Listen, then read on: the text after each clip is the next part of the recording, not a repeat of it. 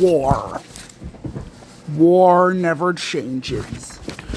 At least not in the world before the Great War in Fallout. Long before the bombs dropped on October 23rd, 2077, the globe was already unraveling. Decades of escalating conflicts and rivalries pushed once allied nations into bitter rivalries, drained the vast reserves of oil and uranium, and plunged the world into chaos. These intertwined battles over dwindling resources and failing power grids were known as the Resource Wars. If you thought that the post-nuclear wasteland was unstable, the road leading to it was far worse. From the early 2050s to the final moment of 2077, the world was shaped by a series of crises that made global war almost inevitable. In this video, we'll break down every major conflict that set the stage for the apocalypse in Fallout. You can find the links to the videos I use in the description.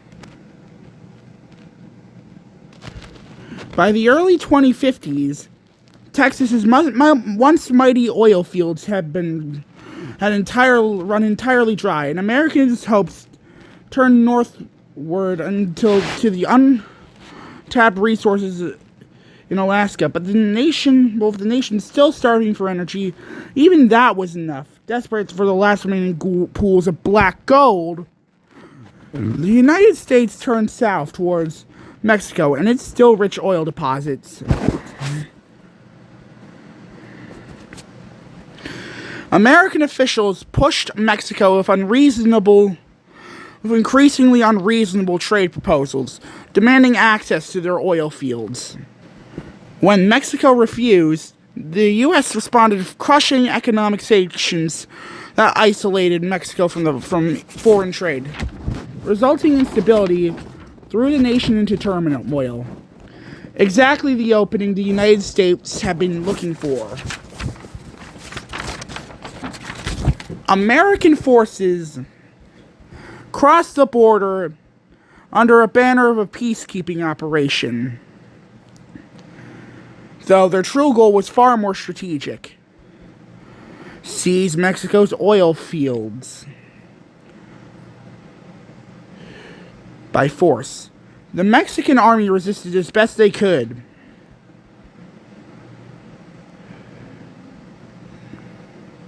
But they were ultimately overwhelmed by the larger and better equipped U.S. Army. Before long, Mexico's oil fields and the entire country were under American control. Corporations like Poseidon Energy quickly moved to keep oil flowing back home, buying the U.S. precious time until Alaska's reserves would be fully developed. In the aftermath, American patriotism surged, and enlistment in the armed forces skyrocketed. Though brief compared to the other conflicts that would follow, the Second Mexican-American War sent a chilling message to the world. In an age of dwindling resources, invasions weren't just possible, they were becoming a strategy for national survival. The European Commonwealth formed as a coalition of European nations, united by one urgent concern: the world's accelerating resource shortages. After watching the United States seize Mexico's oil through force, the Commonwealth abandoned patient diplomacy in favor of hardline tactics.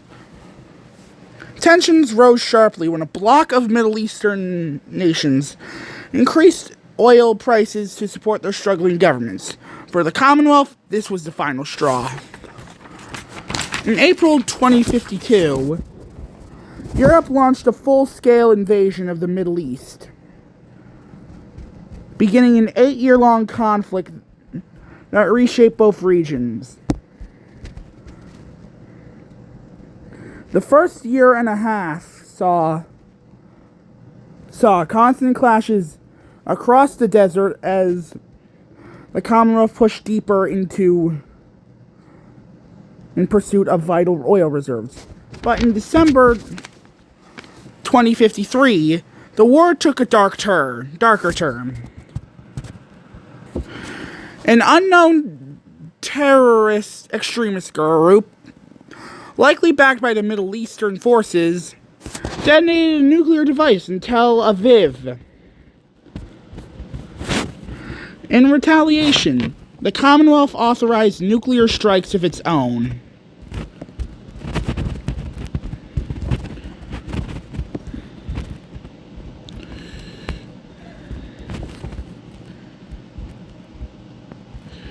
Major cities were lost.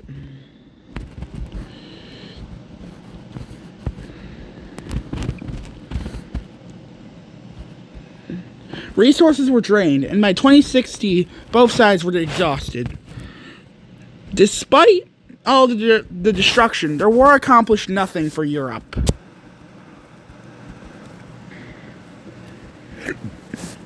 Their military machines consumed far more fuel than they captured, turning the entire campaign into a costly failure.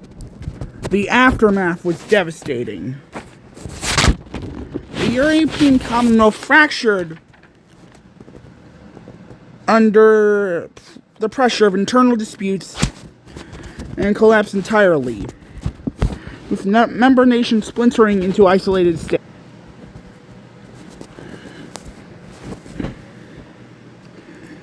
Meanwhile, the Middle East had emptied many of its remaining oil reserves, worsening the global crisis further.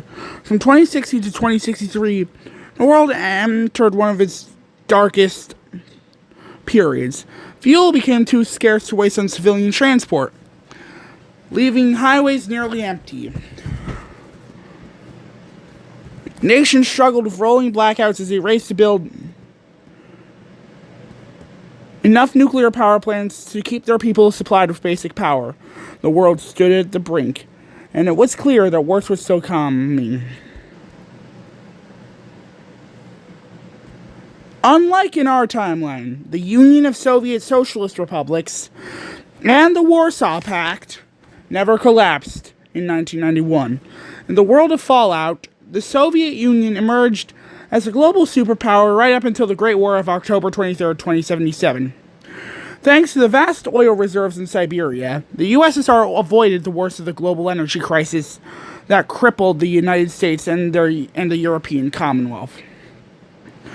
With Europe fractured and vulnerable after the Commonwealth's collapse, the Soviets saw an opportunity. In June 2063, the Warsaw Pact forces launched a sweeping campaign into the former Commonwealth splinter states.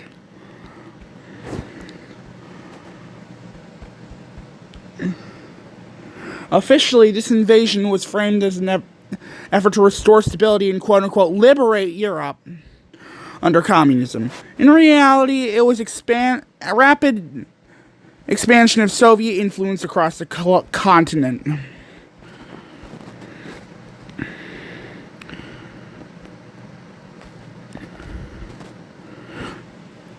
Germany was unified for the first time in over a century under the East German regime and merged with Austria.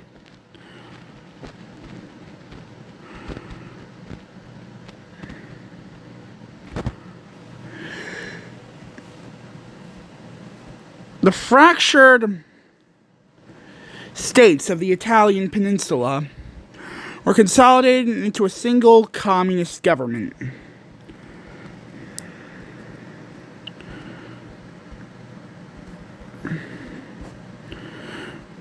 Switzerland, abandoning over 200 years of neutrality, became communist and joined the Warsaw Pact without resistance.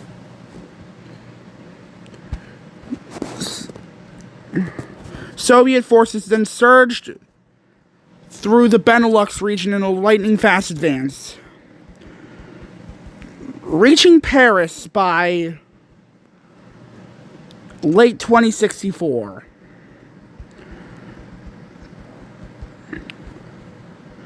By early 2065,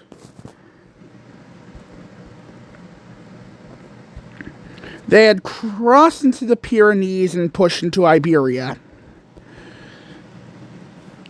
Later that year, the Soviets launched Operation Sea Lion, a naval invasion of the British Isles.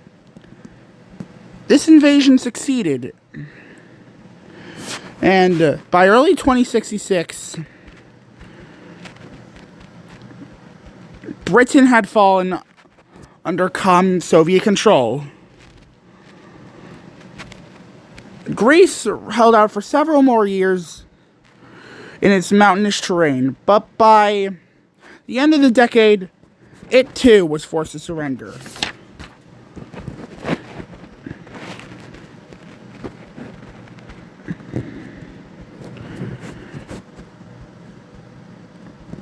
For the first time in history, nearly all of Europe was united under communist rule. Rather than annex the whole continent outright, the Soviet Union established multiple communist satellite states while preserving the original Warsaw Pact members. This massive expansion sent shockwaves across the Atlantic. In the United States, the fear of communism erupted into a second Red Scare, far more intense than the one experienced in the 20th century. With a much larger population than in the 1950s, paranoia increased quickly. Americans were encouraged to report communist sympathizers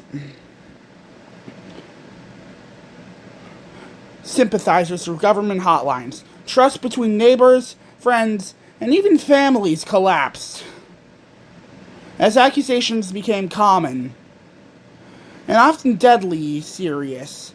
Many innocent people were detained for years, or worse, based on suspicion alone. At the same time, a new global plague emerged. While not especially lethal, it prompted the U.S. government to impose forced quarantine, further heightening the public fear. In response to both the Red Scare and the growing threat for nuclear war, the government dramatically increased funding for a private corporation known as Vault-Tec. Vault-Tec was tasked with constructing 122 underground shelters, called vaults, designed to protect a portion of the American people from the coming catastrophe. What they were truly built for, however, was much darker. By the late 2050s, the People's Republic of China was facing the same crisis gripping much of the world. Severe oil shortages and rolling blackouts threatened to destabilize the nation. China had long relied on its vast reserves to fuel its growth. But by this point,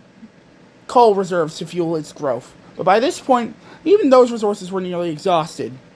With internal solutions running out, Chinese leadership began to look beyond their borders.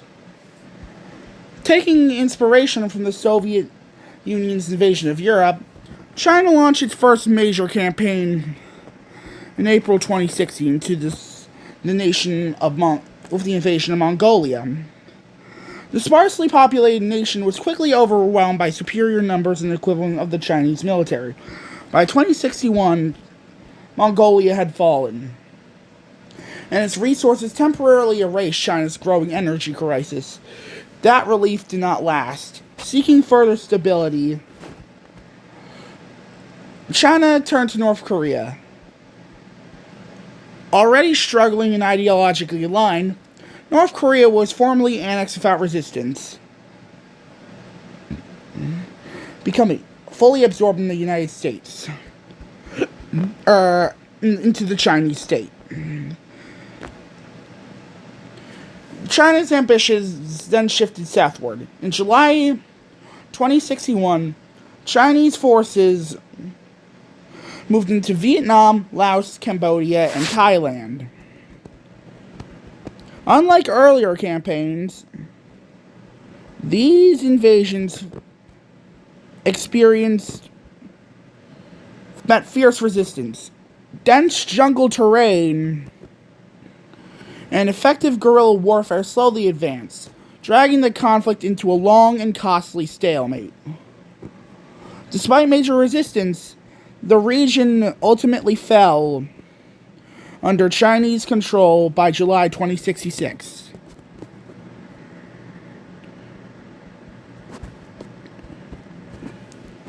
Yet this wave of conquest failed to provide a lasting solution.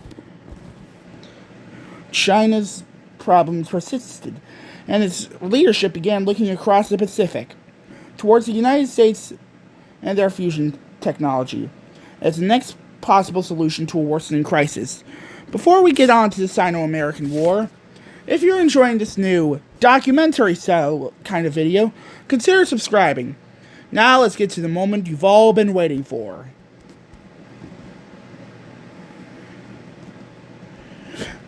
By early 2066,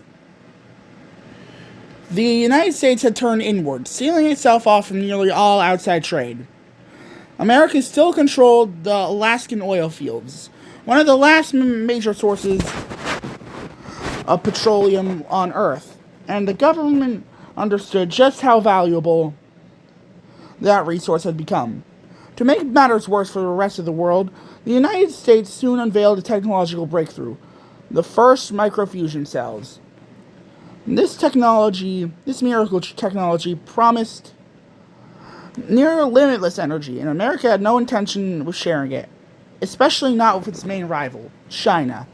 For China, the situation is dire. Its earlier invasions of Mongolia and Southeast Asia only delayed an inevitable collapse.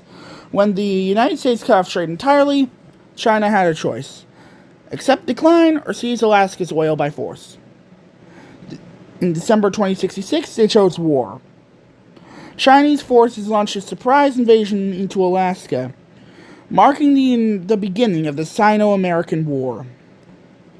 The initial assault was devastating. Chinese forces advanced rapidly and captured Anchorage in the opening stages of the conflict. The speed and intensity of the invasion, combined with Canada's hesitation to allow American troops and heavy equipment to cross its territory, slowed the U.S. response. While Canada agreed to host Alaskan oil pipeline in exchange for fuel, it strongly opposed becoming a highway for American armies. The United States opposed these objections, and American forces pushed through Canadian territory, and with them came new weapons that would change the course of the war. T-45 power armor. Though they were slow, these mobile armored suits allow soldiers to wield heavy weapons with incredible effectiveness. Their sudden appearance shocked Chinese forces and helped Americans through enemy lines, forcing retreat back to Anchorage.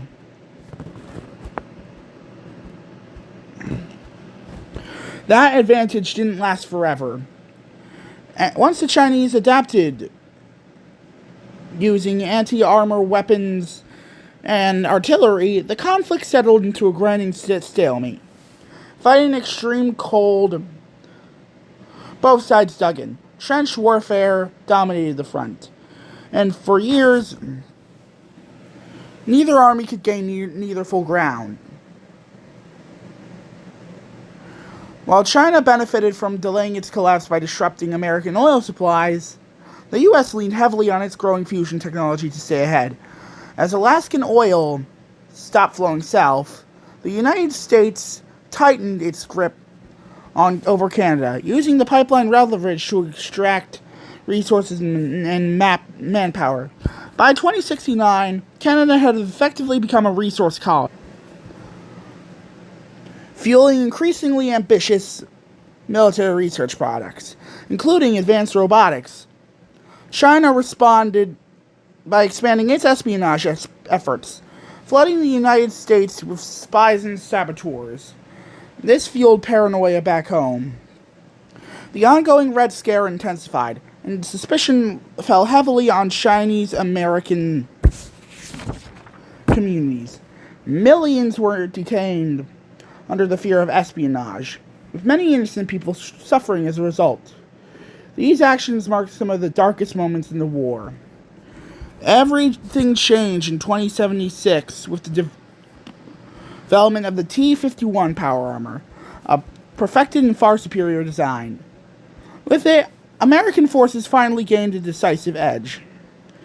In early 2077, U.S. forces launched a final offensive that reclaimed Anchorage. An event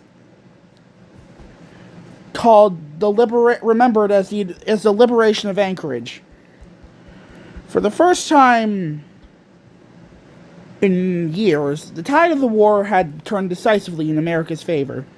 But the victory came too late. The world was already racing towards its final irreversible moment. By 2072, tensions on the North American home finally reached a breaking point. Across Canada, cities erupted into riots as civilians rebelled against American control and the relentless exploitation of their natural resources. These uprisings were swiftly suppressed by U.S. National Guard forces, but the unrest only continued to spread. Everything changed when an unknown Canadian nationalist sabotaged the Alaskan oil pipeline. For the United States, this act marked the final straw. What had once been an uneasy partnership turned into outright domination, as American forces formally moved to annex Canada. Some of the earliest and most haunted imagery associated with the entire Fallout franchise show soldiers in power armor, quote-unquote, keeping the peace amid the ruins of Canadian cities following the takeover. News footage from Canada, combined with revelations about the treatment of Chinese Americans back home, ignited outrage within the United States itself. Protests and riots erupted in major cities, pushing the nation towards collapse. As unrest grew, the federal government authorized troops to fire on American civilians, effectively transforming the country into a military-controlled state.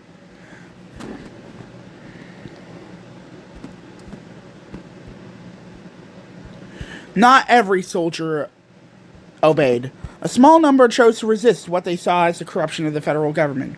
Among them were the troops stationed under the command of Captain Roger Maxson, stationed at the Mariposa military base in Central California.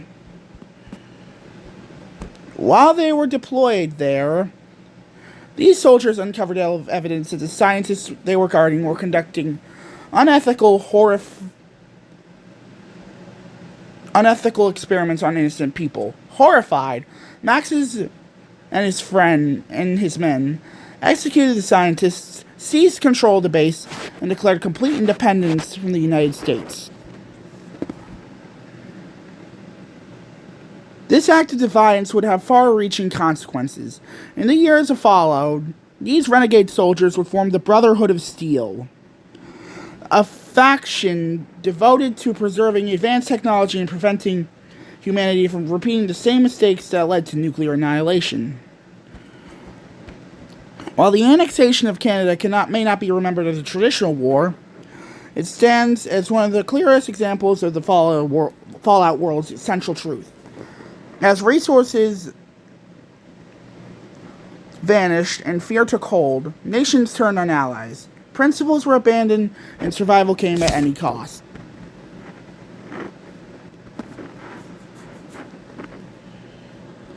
Even with Alaskan oil flowing west from Anchorage, China's situation remained unstable. Resource shortages persisted, forcing Beijing to continue expanding outward in search of relief. Their next targets were Myanmar, Nepal, and Bhutan. Myanmar fell quickly, as Chinese forces were already experienced in jungle warfare. Nepal and Bhutan, however, proved far more difficult. Harsh mountainous terrain slowed the advance, but by sheer numbers and persistence, both nations were eventually overrun. Yet these victories brought little long-term stability. Still desperate, China turned its attention toward the Korean Peninsula. In June 2063, Chinese forces invaded South Korea. The campaign was swift and overwhelming. Within the single month, Seoul had fallen. With its capital occupied and no realistic chance for counterattack, South Korea was forced to surrender. But the United States, though strained by internal unrest and years of war, refused to disengage. Instead, American leadership made a bold and risky decision. In March 2074, U.S. forces launched a direct invasion of the Chinese mainland.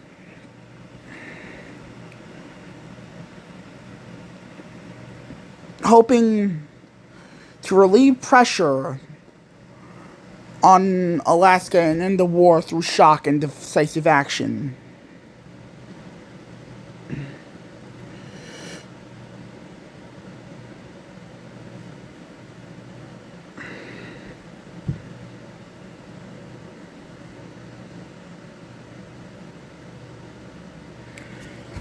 But the gamble failed to bring a quick victory. The invasion stretched America's overextended military even thinner. The scale and surprise of the assault mirrored China's own invasion of Alaska years earlier.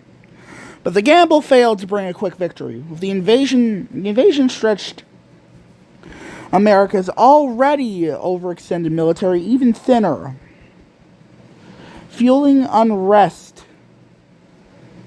growing unrest at home, and increasing public demands for peace. Despite the deployment of advanced T-51 power armor and the eventual recapture of Alaska, Chinese forces refused to collapse. Fighting raged across vast and unforgiving terrain, from the Gobi Desert to the Yangtze River basin and the jungles of Southeast Asia. The situation grew increasingly desperate. The Chinese leadership authorized a final contingency plan, Operation R.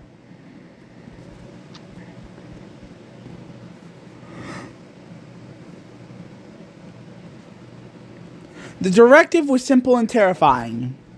If defeat became inevitable, China would respond with a massive nuclear attack rather than a surrender. At that point, the world was no longer drifting towards disaster. It was sprinting.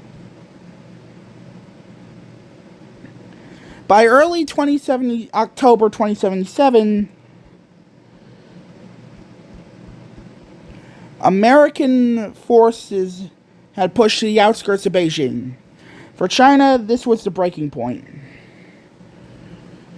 With defeat looming, Chinese leadership enacted their final contingency, Operation R. The day that followed would become the most infamous moment in American history, in human history. October 23rd, 2077. Anticipating what was to come, high-ranking members of the U.S. government vanished in the days leading up to the attack. They fled to a network of offshore oil platforms, most notably the Poseidon energy oil rigs off the coast of California. There, this hidden elite would reorganize themselves into a shadow government known as the Enclave, a group that would continue to shape the wasteland long after the world ended. On the morning of October 23rd, the Great War began. Chinese nuclear missiles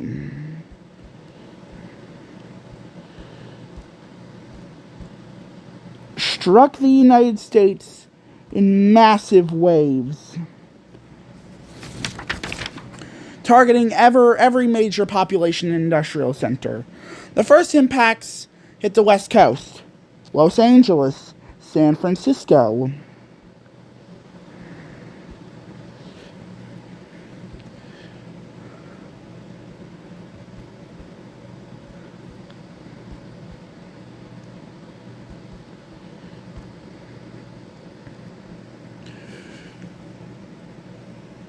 before the strikes rolled eastward towards cities like New York and the industrial heartland of Pittsburgh and the industrial heartland of Pennsylvania.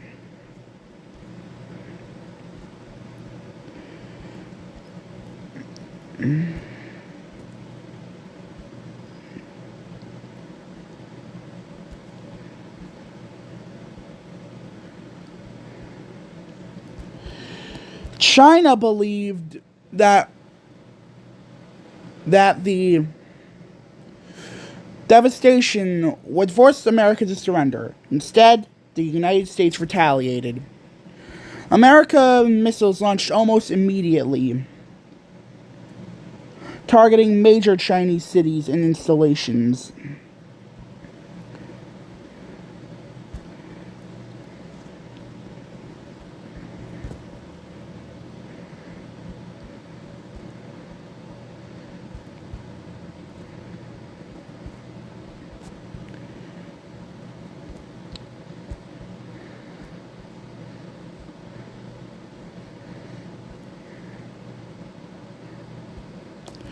What followed was not a war in the traditional extent, but an extinction-level exchange. In less than 2 hours, the world that had taken thousands of years to build was effectively erased. A small fraction of humanity survived the initial catastrophe by reaching underground shelters built by Vault-Tec. These vaults were advertised as sanctuaries designed to preserve civilization. In reality, many were covert social experiments, using their inhabitants as test subjects rather than refugees. When the door eventually opened, the survivors emerged into a shattered world, one forever changed. The old nations were gone, history had ended, and a new era began in the radioactive ruins of civilization. This was the Great War. And it was over almost as soon as it began. From the invasion of Mexico to the Great War itself, every conflict we've covered proves one enduring truth. The reasons for war never change, even though the weapons do. Fear, greed, and desperation drove the old world to its end, not technology itself. But the story doesn't end with the bombs.